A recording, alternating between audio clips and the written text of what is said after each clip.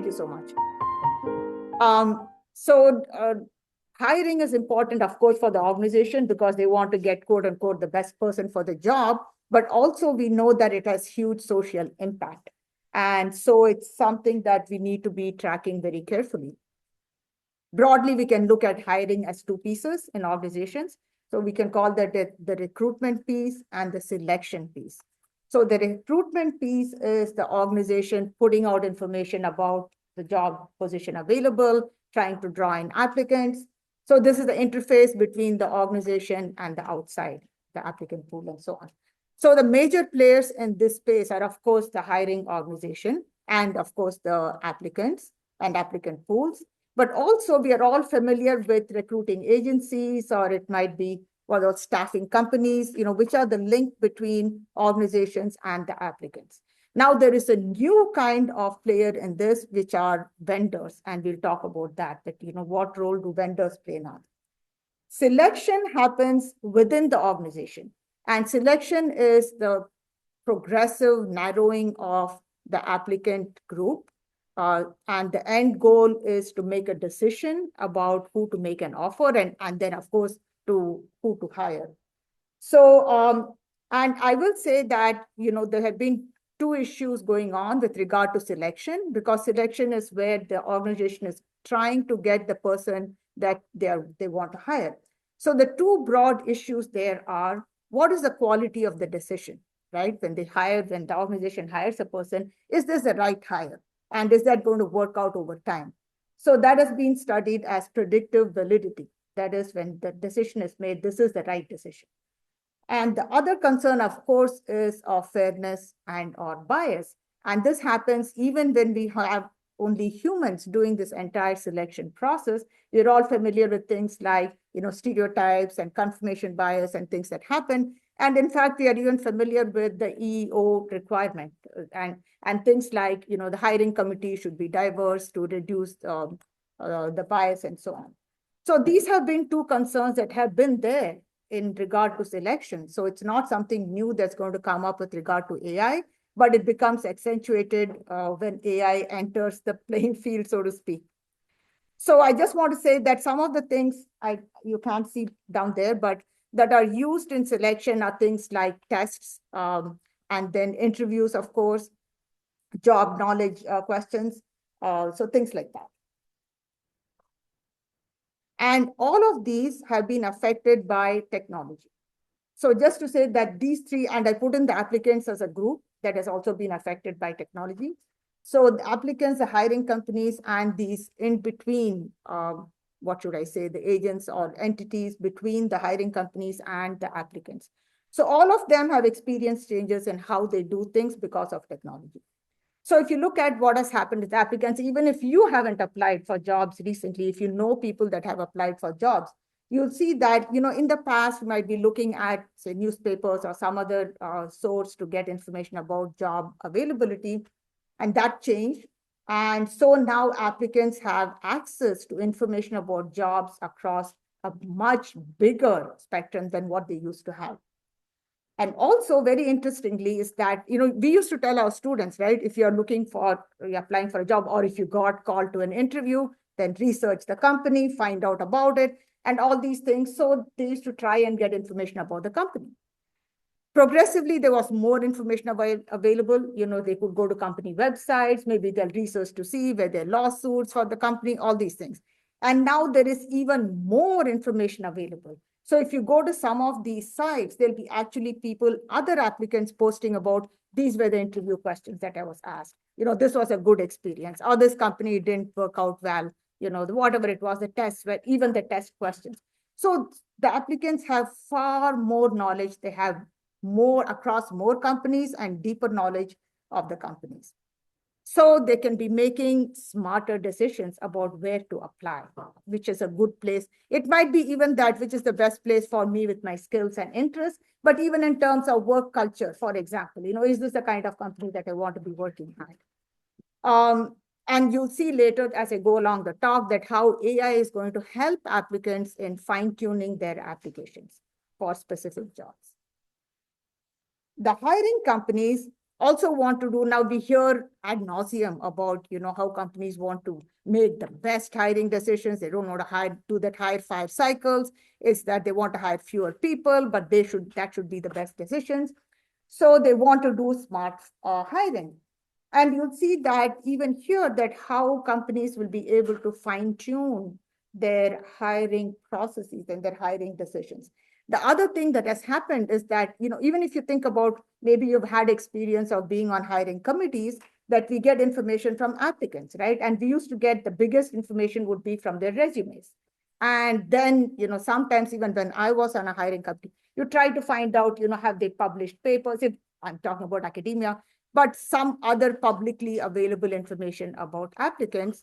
And now it's even deeper, because now the companies can look at, say, the social media actions of potential applicants to get a sense of, who these applicants are beyond what their skills are. So, and the other thing is that hiring companies are experiencing a much bigger volume in applicants. That's just across the board. And even I experienced that at our college, is that it's just the number of applicants, not to speak of the quality of the applications, but just the number of applicants has grown. So companies have to deal with that.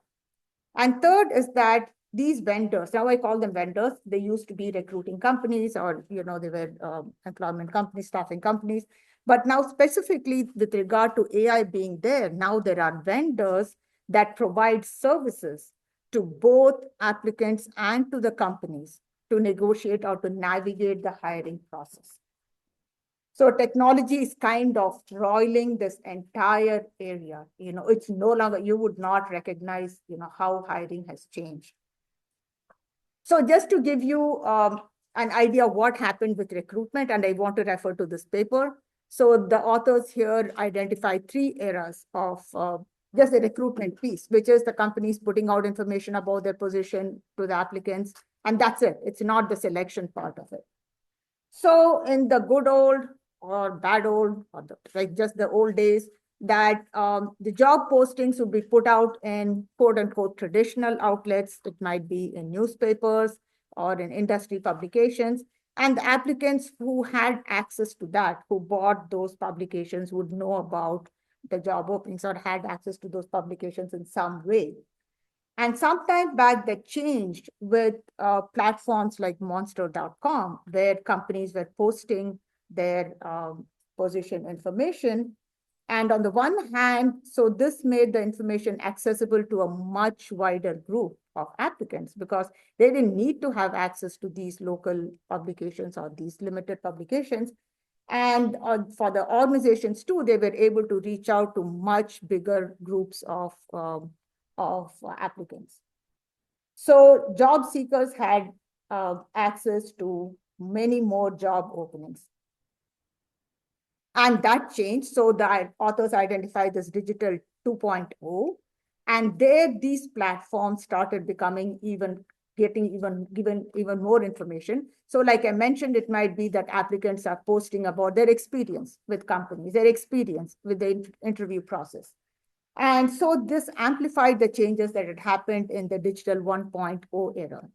And the authors then said that currently we are in the digital 3.0, with AI being introduced in the mix. So just to talk about how AI has influenced every single part of hiring processes, my co-author and I thought that it would be useful to break down these processes. And then I'll just mention that how AI has the role it plays in every single one of these steps. So I put in the applicants because they're also part of this process, how they apply and so on. So first, the applicant should be in a job search mode. That is, they are willing to look for jobs. Even if they are in the current job, they might be wanting to look for other possibilities.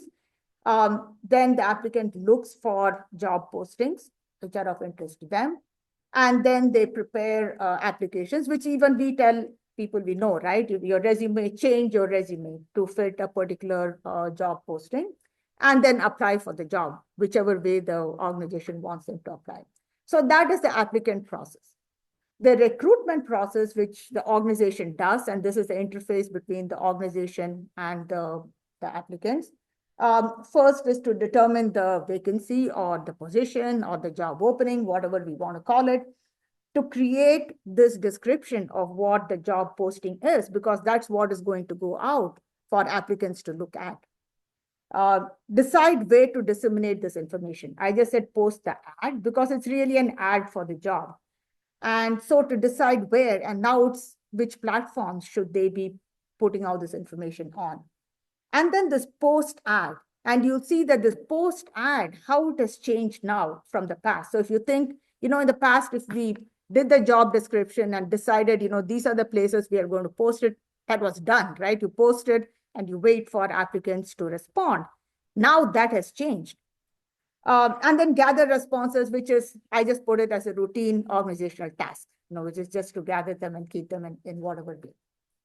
The selection process, and this kind of becomes a very high stakes aspect of how AI is intervening into the hiring process. So the selection process is that the first step is to process the respondents, so all the applicants that have come. And as I mentioned, that now every organization is getting many multiples of what applicants they used to get. So somehow it has to be narrowed down to who is going to be called in for an interview or a test or whatever else the next step is. So the next step is to decide who to call. And then the next step is selection activities, which might be interviews, which might be job-related tests, whatever that the organization has decided.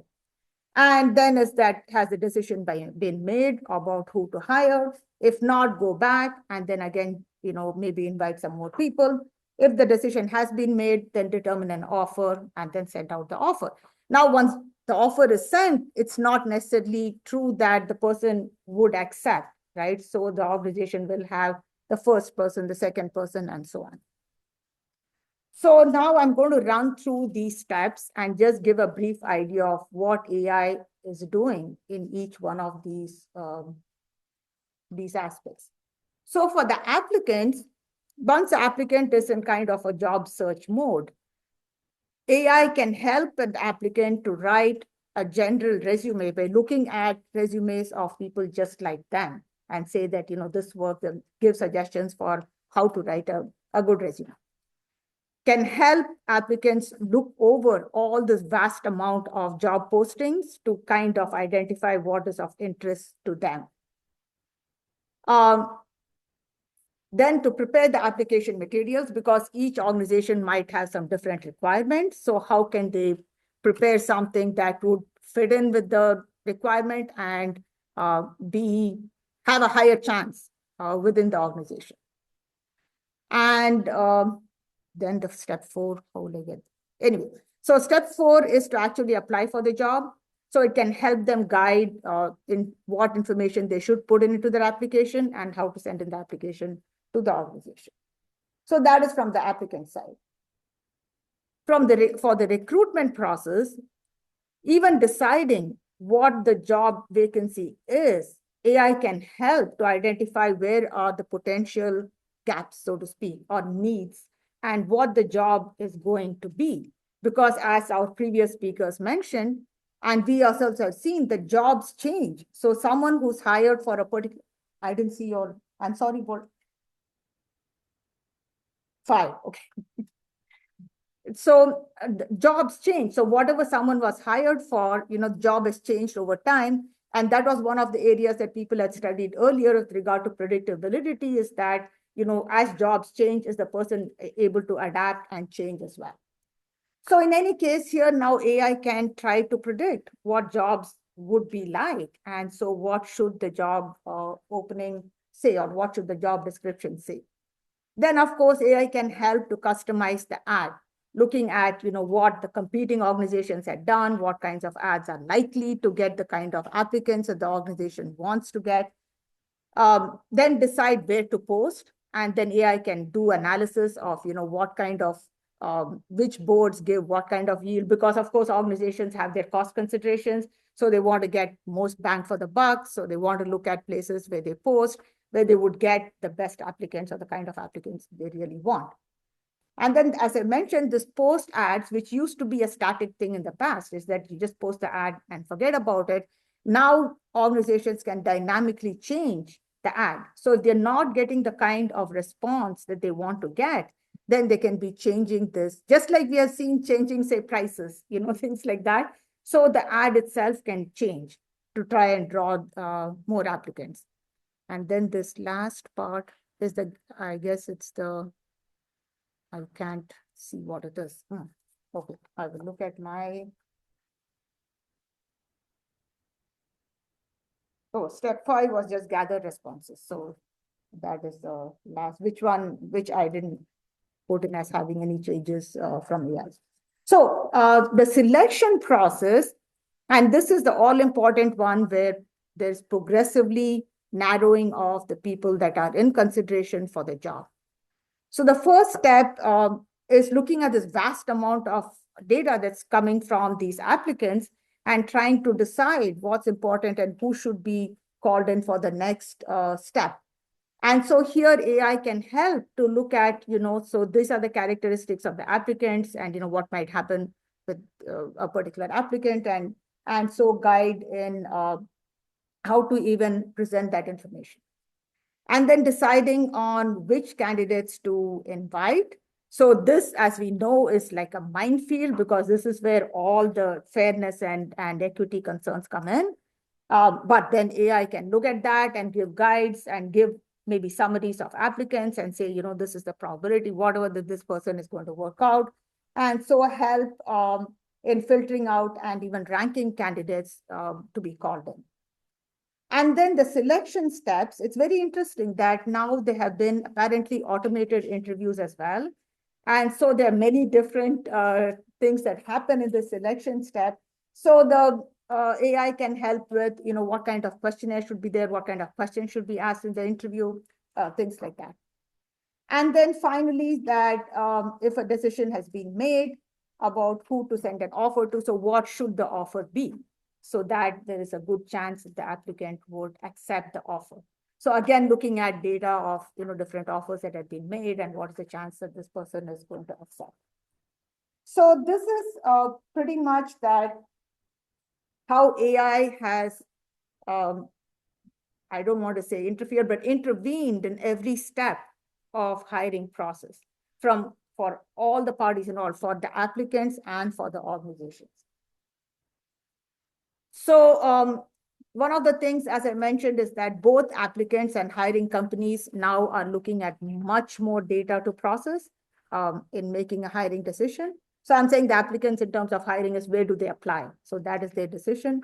And for companies is that who to call in and then who to make an offer to. So two big areas of concern in organizations has always been. First is the quality of the hiring decision, which is that are we hiring the right person for this job? That has always been there. And that has been studied in literature as predictive validity. So what are factors that will predict that this is going to be a good fit? So will the new hire perform, firstly, the job as expected, and over time as the job changes, is this person going to be, I think there was some of the literature is a good organizational citizen, will this person contribute in other ways, will this person adapt to any changes that happen? So jobs change and jobs have always been changing. Even when I look back to when I started teaching, was the blackboards and with the chalk falling, and now it's a completely different way of doing essentially the same thing, which is transferring knowledge, helping students learn. So jobs have always been changing. So what the person is doing will be very different. So when making a hiring decision, it's very difficult. You're not just hiring for the current job, but you're going to hire for how the person is going to perform over time. Now with AI, the difference is that because of lack of clarity or knowledge in how these systems operate, so it's kind of difficult to test and say that this particular method has predictability, that is, will kind of guarantee that this is a good hire. Oh, okay, I did something. Oh, no, it's fine. The other issue always has been the issues of fairness and bias when it comes to the selection process, and even when it comes to the recruitment process, because the company has to decide where to post these ads, who are the applicant pools that they are looking at. So these issues have always been there. But again, because of we don't know very clearly that how these systems work, there's currently lack of clarity on what are the issues of fairness and bias that creep in. And one of the things that people have mentioned is that because these AI systems are trained on past data, so whatever was the bias in an organization could get accentuated by using these systems. So what next? Technology is going to affect the tools. We can expect some kind of regulatory issues to come up from both sides. For instance, that companies looking at social media activity and making decisions about candidates or about applicants, that has, in a different context, that has already been challenged. For example, for credit reports, whether they can, those organizations can use people's personal information. So these issues of fairness and bias and access and use will be challenged in court. That's my expectation. Also, we can expect customized tools, and so that both companies and applicants will be able to make better decisions. So I know that I just want to wrap up by saying that, HR and in general, even HR process, the hiring processes have been studied very deeply and very extensively. So just to give you an example, this paper by Schmidt and Hunter, which is called the validity, that has like more than 7,000 citations. And that the basis of that was to say that something called the GMA, I think is a general mental ability, is a very good predictor. And so things like when you see some tests in organizations where they give some new question to the applicant, how many pizzas are ordered in the US daily, something like that, is to look at general abilities of knowledge and analysis. So that has been, and then I want to mention a couple of other papers that I found here to show that what kind of research is being done. Like my session chair said, we don't even know what questions to ask now. So we don't even know what research we should be doing here. But I just want to mention a couple of them. One is the Ferris paper here. And Ferris paper talked about how organizations in general can use the interview as an opportunity to sell the company to applicants. So, typically we would think that because the interviewers are people that have worked in the company, they're going to do a job. Now imagine if they're getting information dynamically about, this is how the applicant is responding. So why don't you ask, why don't you say this about the company? So that is one thing. The other one is this, you don't see the paper here, by Van Esch and Black, was very interesting because they looked at when applicants were told that the organization is using AI in the process, how do they respond? And they found that the applicants were in general, they looked at it favorably. It didn't seem like they were alarmed. And, maybe they thought that these companies are being transparent. Maybe they thought the companies are, really at the cutting edge of making change. So there's so much scope for, looking at what is happening and then maybe to analyze what is the impact of what is happening. So that is the end of my talk.